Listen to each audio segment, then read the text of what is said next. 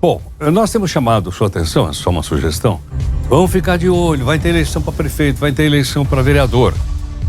Tem uma grana nossa, 4 bilhões e 900 milhões de reais para bancar essa campanha.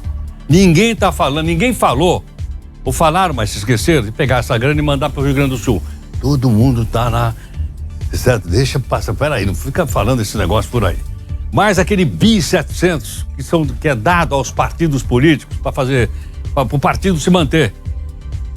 Um BI 700, soma isso quanto dá. Bom, então como é nossa grana, o mínimo que a gente precisa saber é que, bom, então como é que está sendo gasto? Nós pedimos aqui a gentileza da doutora Rosa Freitas, que é doutora em Direito, né, que é advogada, para conversar um pouco conosco. Doutora Rosa Freitas, muito grato por atender aqui o Jornal Nova Brasil. Olá, bom dia, tudo bem, pessoal? Bom dia, Nova Brasil. O microfone aí tá fechado, por favor. Dá um toquezinho no seu microfone. Ele tá fechado, não estou ouvindo você. Não, o de vocês que tá fechado. Ah, é nossa. Desculpa a nossa falha, como fala na TV Globo, desculpa a nossa falha aqui. Muito grato. Doutora, tá e aí? Tá bom, então, tô perdoado, tá perdoado. Não, perdoa, então precisamos de perdão. Doutora Rosa, e aí? Como é que um cidadão comum pode acompanhar? Tem mais transparência nesse financiamento de campanhas? A ideia é que tenha mais transparência no financiamento de campanha, até porque nós estamos exigindo que os partidos políticos agora publiquem quais são os critérios pelos quais eles distribuem o fundo partidário. Mas, assim, lembrando, o Brasil, a gente diz assim, o financiamento público de campanha no Brasil existe, mas ele não é só exclusivo, nós também temos o financiamento privado de campanha. Por exemplo, hoje está aberto, né, os candidatos que querem receber recursos da vaquinha eleitoral, eles podem fazer um cadastro dentro de uma instituição financeira e esse valor ser depositado. Agora, são pequenos valores, né? Então, a gente tá aberto aí à vaquinha pública. Porém, esses candidatos, eles só têm acesso ao recurso da vaquinha pública a partir do momento em que eles são escolhidos dentro da convenção partidária e somente a partir desse momento posterior, né, quando efetivamente, a partir do dia 15 de agosto, nós temos o início das campanhas eleitorais, é que eles vão poder ter acesso a esses recursos.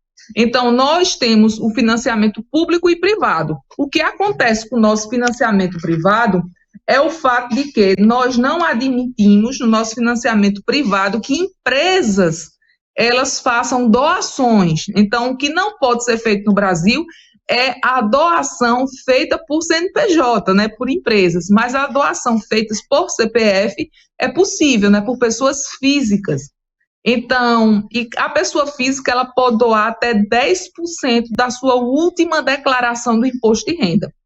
Agora, nós temos uma questão, que é o fato de que nós não podemos simplesmente um candidato gastar tudo o que ele quer. Há também outra coisa, tem um autofinanciamento. Por exemplo, se eu tenho um recurso suficiente, eu posso me autofinanciar nessa minha campanha.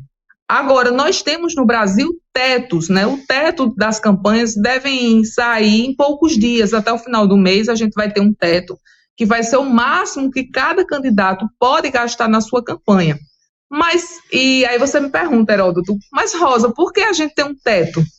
Tem um teto justamente para evitar o que nós chamamos de plutocracia, que é o governo do dinheiro, quando a gente pode efetivamente fazer, quem tem mais recurso, né, o candidato que tem mais recurso, ele pode efetivamente investir mais na sua própria campanha, certo? Então, assim, essa questão do alto investimento é um debate que a gente ainda vai precisar traçar, é um debate que a gente ainda vai precisar trabalhar de forma mais eficiente nos próximos anos.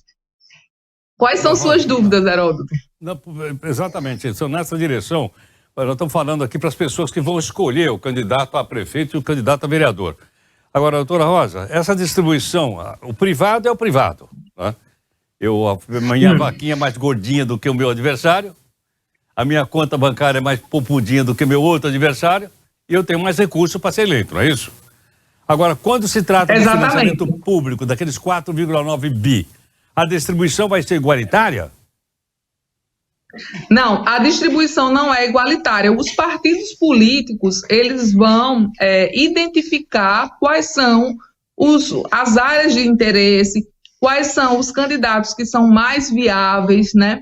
Então, assim, por exemplo, você diz assim, eu sou candidato, vamos dizer, o partido que tem mais recurso, o PL, né? Então, eu sou candidato pelo PL e vou receber X. Não, não necessariamente, né? Então, assim, o PL vai identificar quais são os candidatos mais viáveis, quais são suas áreas de interesse, quais são suas áreas de expansão, e ele vai fazer essa distribuição do recurso partidário conforme a sua orientação política. Então, é importante a gente frisar que nós não temos aí um direito, por exemplo, eu sou candidato, tenho um direito subjetivo de receber aquele recurso.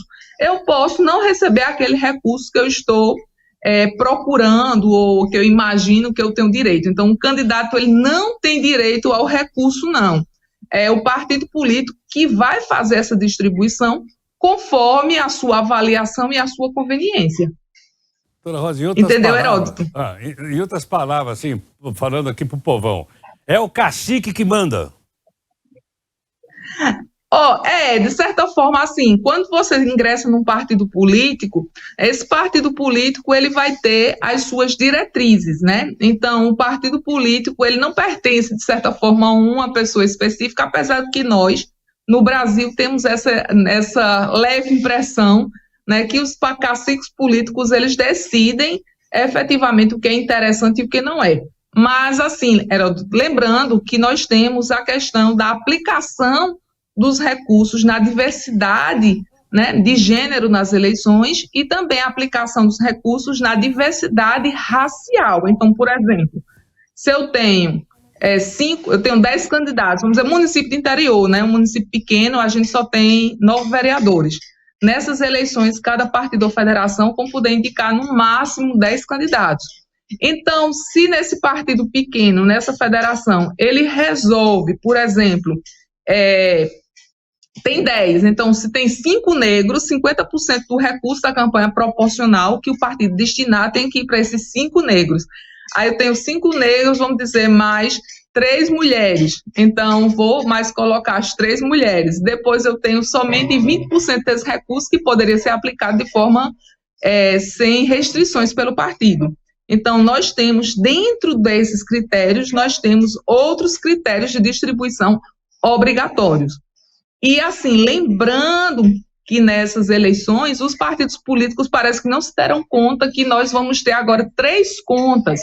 Uma conta para o geral, uma conta para a diversidade de gênero e uma conta para a diversidade racial. Então, assim, eu já conversei com várias lideranças aqui do estado de Pernambuco e não sei se por falta de orientação dos advogados, não sei se por mero desconhecimento, mas eles não têm informações de que nós teremos 3 contas agora no mês de agosto e que nessas 3 contas nós temos ainda uma preferência que até o dia 30 de agosto o recurso vai para a diversidade de gênero, vai para a diversidade racial e, por último, que vai para os demais.